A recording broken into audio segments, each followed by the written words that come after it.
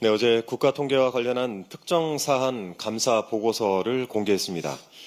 문재인 정부 당시 대통령 비서실, 국토부, 통계청 등 이 관련 공무원들의 카카오톡 대화 내용까지 낱낱이 털고 또 관련자들 간의 관계가 어땠는지까지 염탐해 가면서 내놓은 결과가 참으로 대단했습니다. 주택통계, 소득통계, 고용통계가 부당하게 왜곡되었다면서 관련 공무원 등 14명에 대해 징계를 요구하고 17명은 인사자료 통보 대상자가 되었습니다. 최재 감사원장, 그리고 유병호 당시 사무총장, 이렇게 밟아놓고 나니까 기분이 좋습니까? 이 감사는 시작부터 잘못된 표적감사였습니다.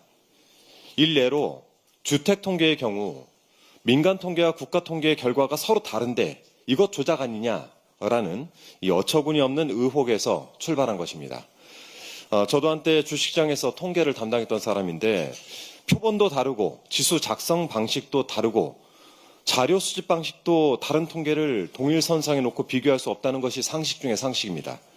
이런 멍청한 문제의식에서 억지로 출발한 감사가 멀쩡할 리가 있겠습니까? 지난 2023년 국정감사에서 저를 비롯한 국토교통위원회 위원들이 이 감사의 문제점을 낱낱이 지적했습니다. 그런데 감사원은 귓등으로도 듣지 않았나 봅니다. 묻지도 따지지도 않고 표정만 쏘아 맞추기 위한 감사였다는 사실, 이번 감사 결과로 더욱 분명해졌습니다. 이미 전 정권이 되어버린 윤석열 정권의 잔당들이 전 정권의 숨통을 기어이 끊어놓겠다라는 이 의지가 부른 희대의 사건입니다. 윤석열 정부 출범 4개월 만에 착수한 감사를 새 정부 수립을 불과 47일 앞둔 때에 마무리한 저희가 대체 무엇입니까?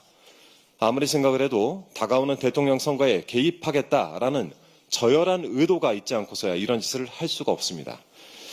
민주정부의 성과를 흔적도 없이 지우거나 오욕하고 또 민주진영 인사들을 끝없이 괴롭히다 못해서 민주주의에 꽂힌 선거까지 분탕질을 치겠다는 것입니까?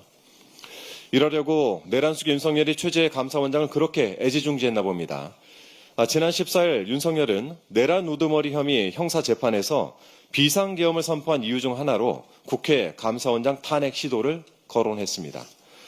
내란숙의 윤석열은 자신의 수족 같은 최재 감사원장을 생각해서 비상계엄을 선포하고 탄핵이 기각되어 살아 돌아온 최재 감사원장은 윤석열을 위한 마지막 헌정으로 이 표적감사를 갖다 바친 것 아니겠습니까?